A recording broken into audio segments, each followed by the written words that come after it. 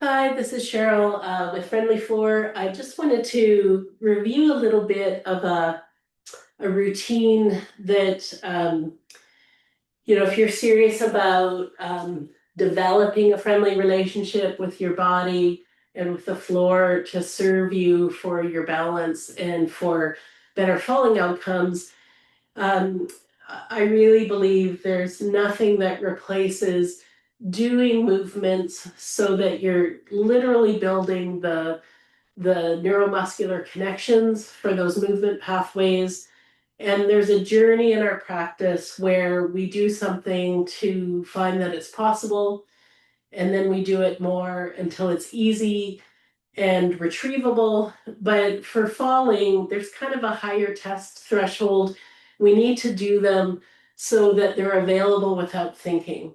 And so that means many more repetitions, I think, than we typically think about for movement practice.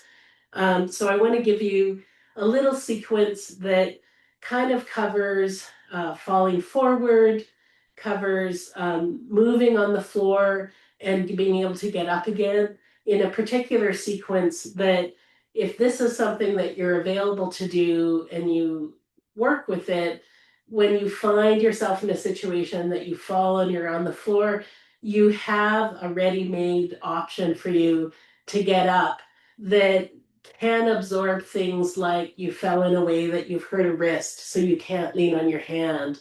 It's a little bit reality proof. So I'm going to show this from standing knees. I'll show a version at the end from standing itself. But the idea of falling forward, same thing. We want to tuck our chin. We want to fold, flex, send our pelvis back.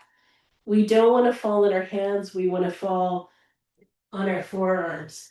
And you'll notice that as I fall, I'm turning my face away, because if this system fails and your face is forward, you're bouncing your face off the ground. Um, Turning to the side, even if I bounce my head from here, much different skull surface than the facial plane. So covering this again, butt back, folding, falling onto forearms. So not jamming the elbows, not jamming the wrists. There's a little mechanism that as I fall, if I let my pelvis lead backward, I can actually slow the rate of fall to kind of put brakes on, compared to if I'm a broomstick and I fall, oh, much more force, much more weight. So this is a little lever that lets you come down.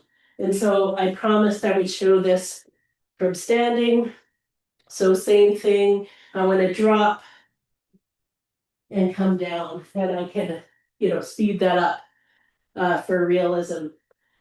But I want to show you a sort of sequence that lets us go back and forth. So starting on the floor, we're doing a bit of falling to the side. So we're rolling over ourselves, putting a hand out to receive our weight. If we keep going with the knee on the floor and rolling our pelvis over, then we're on our belly. So from here, it's easy to get on our forearms. We can move our pelvis either way. One leg might be easier to swing than the other. Get a knee up and then just bring our pelvis over so that we're on a version of all four knees. And then we can come up to this tall knee stance and then come back down so that we reverse this process of coming back to falling from the floor, extending, being on our belly, bringing a leg up, coming up on tall knees, getting ourselves up, and then back again. Again, every person's different depending on your background. Even doing this little sequence 5 times a day makes that much more available to you so that you can fall, come to the ground, roll to your back, return, come onto your belly. You can move your pelvis, bring the leg up, bring both legs up, and come up. That allows you then maybe to, hold on to something to come up to standing. So I can't emphasize enough the need to do this in your body.